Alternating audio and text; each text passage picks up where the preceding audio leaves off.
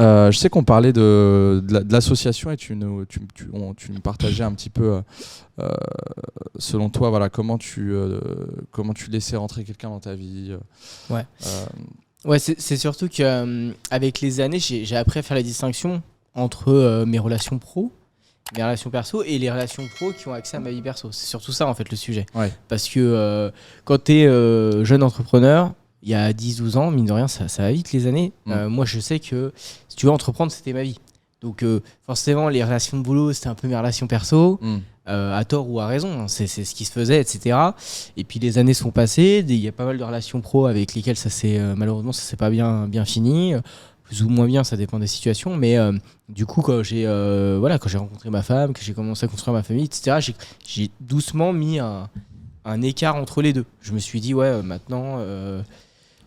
je peux présenter des associés à ma femme, mais j'ai envie d'être sûr de moi et c'est une place importante, quoi. Donc j'ai quand même pas mal d'interactions professionnelles avec des gens qui ne connaissent pas ma famille, qui savent pas que j'ai une gamine et puis ça les regarde pas vraiment, tu vois.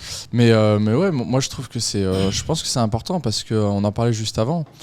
En fait, moi il y a un dicton que j'aime bien, c'est plus tu parles, plus tu te mets en danger. Dans des interactions sociales, c'est vrai, parce que plus tu donnes de la matière aux gens, plus c'est de la matière qu'ils peuvent exploiter pour te nuire ou pour faire des choses malveillantes. Et encore plus quand tu laisses rentrer quelqu'un dans ta vie. C'est vrai que nous, on a mis du temps avant de pouvoir partager des moments, on va dire, un peu plus... On s'est laissé le temps. Je pense que c'est important pour les gens de se laisser le temps, de ne pas vouloir... Tu sais, souvent, les gens, pour se lancer dans le business, ils cherchent absolument un associé. Ouais. Tu vois, et moi, je suis pas forcément d'accord. Je pense que au début, c'est bien d'essayer de faire ses armes seul, d'essayer de se débrouiller et pas forcer le destin. Si t'as personne à tes côtés pour te lancer, bah lance-toi. Tu vois, mais n'en fais pas une excuse. Ah, c'est clair. Mais je pense qu'il y a des gens, ils ont besoin de trouver un associé parce que ils se sentent pas de faire le voyage seul. Et du coup, ils mettent la priorité sur l'association, quitte à pas prendre la bonne personne. Ce qui fout tout en l'air en réalité, hein, parce que c'est toujours dès qu'il y a un peu d'enjeu que tu te rends compte de ce mauvais choix, hein, parce qu'en fait toujours pareil, quand il n'y a rien, n'importe qui peut être à tes côtés, hein, c'est ce qu'on disait sur la société qu'on est en train de lancer. Il y a des tas de gens que j'aimerais voir à nos côtés dans ce lancement, et je le sais, ils y seront pas, et peut-être qu'un jour ils attraperont le truc en route ou pas.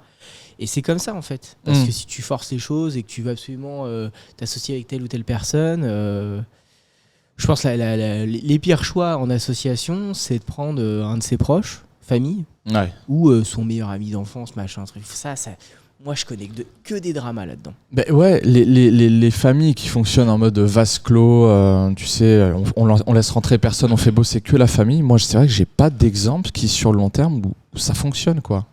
Non, mais ça marche dans les grandes dynasties, un peu héritières, où il y a tellement d'enjeux, qu'il y a une forme de protectionnisme, mais tu sais, qui est inculqué dès l'enfance. Et de toute façon, un jour, ça finit quand même par s'éroder. Ou alors dans les mafias. C'est un autre enjeu, tu vois. C'est un enjeu de pouvoir. Il y a un vrai danger de vie et de mort. Tu vois, une famille peut être détruite du jour au lendemain pour le mauvais choix d'un gars qui a décidé de pas suivre la famille. Donc évidemment que dans ces scénarios-là, peut-être que tu travailles qu'avec les proches parce que tu fais plus confiance à ton cousin qu'à Harry Pimpin du 39 que tu as rencontré je sais pas où. Mais la vérité, c'est que moi, dans les affaires, je connais très très peu de gens qui ont pu démarrer avec leurs proches ou avec un ami proche de longue date, etc. et avec qui ça s'est bien passé. Moi, j'ai pas d'exemple à ma connaissance. Je ne dis pas que ça n'existe pas. Il y a toujours l'anomalie qui confirme la règle. Mais par contre, je connais beaucoup plus de scénarios de gens qui ont commencé pour des bonnes raisons professionnelles, une bonne interaction pro, des synergies, des idées communes, etc. et qui, eux, par contre, oui, évidemment, avec les années, deviennent de très bons amis. Moi, j'ai le père de ma belle-mère qui a un très gros cabinet d'architectes en France qui s'appelle Vallot d'Épistre, qui a été 3e cabinet d'architectes de France, donc vraiment un truc qui pèse. Lui, son associé, c'était un de ses élèves. Ouais, d'accord. C'était un de ses élèves en école d'architecte. Il s'est dit, lui, il y a potentiel, lui, je le prends avec moi. Aujourd'hui, ça fait 40 ans qu'ils sont associés. Ah ouais. Évidemment qu'ils sont amis. Évidemment, tu peux pas passer 40 ans de ta vie à construire ton entreprise, la vision de ton entreprise, ton business, etc. et ne pas louer des liens d'amitié avec la personne. Ça n'a pas ça me paraît peu probable. Mais ils n'étaient pas amis. Loin de là. Il y a même une relation, je dirais, de subordination, dans le sens où le mec était quand même son mentor, lui a donné une place d'associé, et ils n'ont pas été à 50-50 au jour 1 de cette entreprise. C'est pas vrai du tout, tu vois. Donc voilà, après c'est quelqu'un qui a mérité sa place. Aujourd'hui ils ont un cabinet qui porte leur nom, ils sont connus dans le monde entier. Enfin voilà, et ça pour moi c'est bonnes histoires d'association, de succès, de machin. Savoir aussi peut-être ranger son écho, tu vois, parce que prendre un de ses élèves comme associé, tout le monde le fera pas, tu vois. Ils vont pas être capables de mettre leur ego perso de côté en se disant cet élève-là il a vraiment un potentiel. Et justement, il vaudrait mieux que ce soit mon associé que de l'avoir un jour en face de moi sur un deal. Vrai. Mais ça demande de l'humilité, ça. Ouais, c'est ça. Puis de savoir reconnaître la valeur des autres. Au-delà de la sienne, tu vois. Tu sais ce que toi tu vaux. En général, tu sais ce que tu vaux. Il faut être capable de voir ce que les autres valent. Tu vois, moi, dans notre relation, j'adore toute l'approche marketing, commerciale, la vision business sociale que tu as. Parce que moi je suis beaucoup plus dans l'exécution technique et je comprends beaucoup comment faire fonctionner les programmes, comment monter des business qui fonctionnent techniquement, etc. Mais tu sais, après faut les amener humainement, quoi. Faut les amener aux gens, faut que les gens adhèrent au truc, faut qu'ils comprennent. Et sur ça, tu as bien plus de choses à dire que moi. Mais c'est des choses qui se sont faites naturellement. Tu vois, quand on a commencé à bosser sur les trucs, on s'est pas dit toi tu feras ci, moi je ferai ça. Je m'en fous. En fait, on a tout à faire et selon nos affinités, on essaye de donner le mieux qu'on peut sur chacun des sujets. C'est plus ça le sujet, tu vois. Ouais, en fait, il s'agit de... En fait, c'est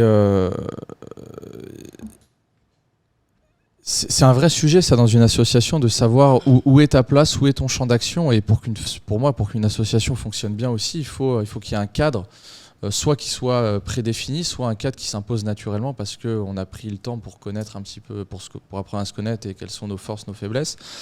Et il est évident aujourd'hui qu'on sait parfaitement quelle est notre place, quelle est nos zones d'exécution. Et chose qui est importante, c'est de ne pas essayer de vouloir faire le travail de l'autre. Tu vois.